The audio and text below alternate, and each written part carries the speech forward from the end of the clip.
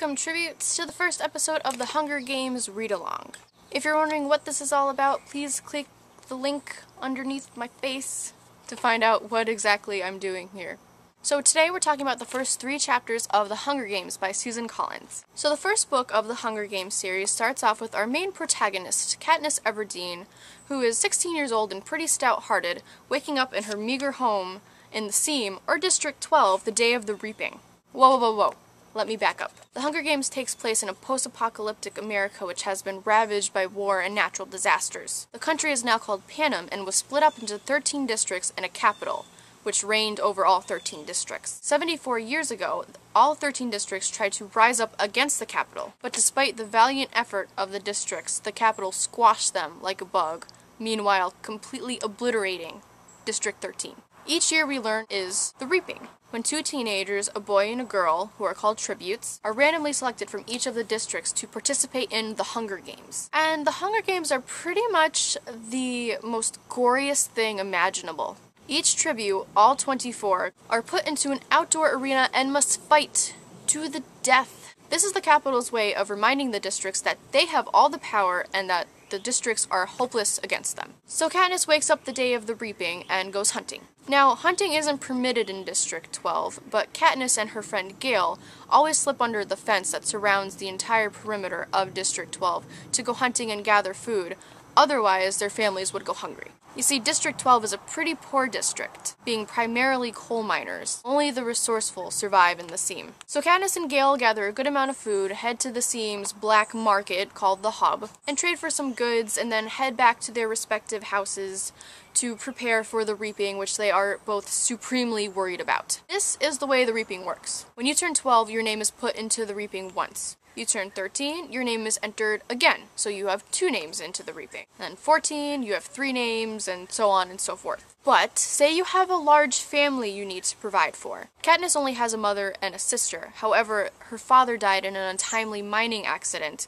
so she has become the breadwinner of the family. Gale has many siblings, and there is never enough food to go around to the many mouths that he needs to feed. So, as soon as you hit reaping age, you can take something out called tesserae. Tesserae is a full year's worth of grains and oil for one person. And you can also take tesserae out for your family members. So Katniss has taken out many tesserae, having 20 names at 16 in the reaping. But Gale is 18 and he has his name in a whopping 42 times. Katniss made sure her sister Prim has never had to take tesserae, her being basically the only person that Katniss really cares about. So they all head to the reaping where we meet Effie Trinket, who is the coordinator for District 12 of the reaping and the Hunger Games. So she reaches down into the girl's bucket to pull out a name, and the name she pulls out is Prim's. Katniss is distraught. Before Prim is able to make it to the stage where Effie stands, Katniss is right behind her, volunteering to take her place. And then Effie encourages everybody to applaud Katniss for her bravery,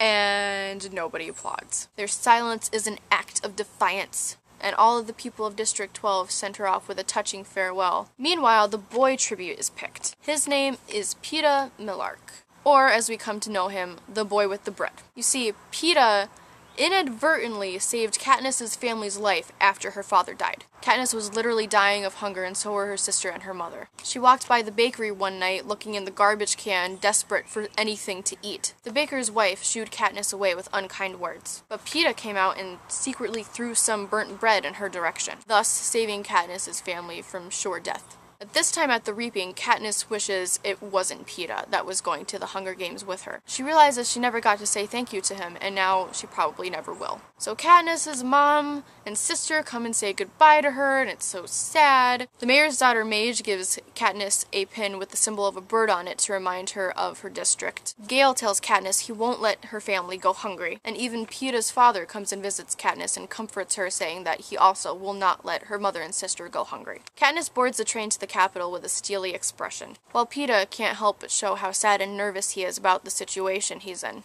So the train is super fancy and is beyond any luxury that Katniss has ever experienced. For example, Katniss talks about taking a hot shower, which she had never been able to do before. After the shower, Katniss notices the pin Mage gave her. It depicts a mockingjay. During the rebellion, or the Dark Days, the capital would release birds called jabberjays into areas where they knew their enemies were hiding. Jabberjays were able to record people's conversations word for word and then fly back to the capital for processing. But eventually, the districts figured out what the capital was up to and started telling jokes and singing songs to the capital so that they would get no information. So eventually, the capital abandoned these birds to die off in the wilderness, but instead, they mated with mockingbirds. So they lost the ability to recite things word for word, but the hybrid mockingjays were still able to carry tunes that humans would sing to them.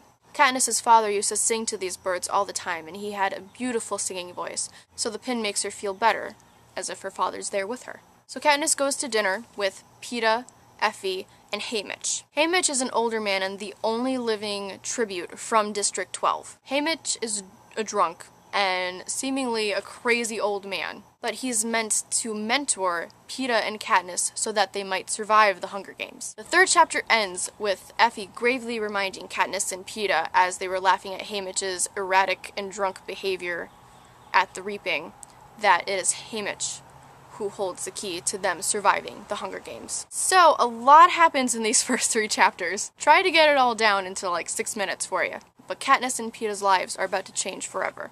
So let's talk about some discussion questions. Do you guys have any younger siblings? How do you think you would have reacted if your younger sibling had gotten called to the Hunger Games? Would you have done what Katniss did and take their place? What about the capital itself? I know the districts don't have a whole lot to say, but what do you think about the capital's hold over all of the districts? Do you think it's fair? What if your name was called in the reaping? There are some districts whose tributes are very proud to be in the Hunger Games. Would you be proud to serve your district, or would you be scared and worried? Do you think you'd survive? And what kind of skills do you have that you think would aid you in the arena? So that's all for now, guys. Again, check out my blog, thehungerdame.blogspot.com. As always, check out HungerGamesTrilogy.net, one of the best Hunger Games fan sites out there. Also, check out the Fireside podcast. It's a Hunger Games podcast, and it's a lot of fun to listen to, and I think you guys should all listen to it. If you're really big Hunger Games fans, you'll do it. Anyways, I'll see you guys next week with chapters 4 through 7 of the Hunger Games read-along series. See ya.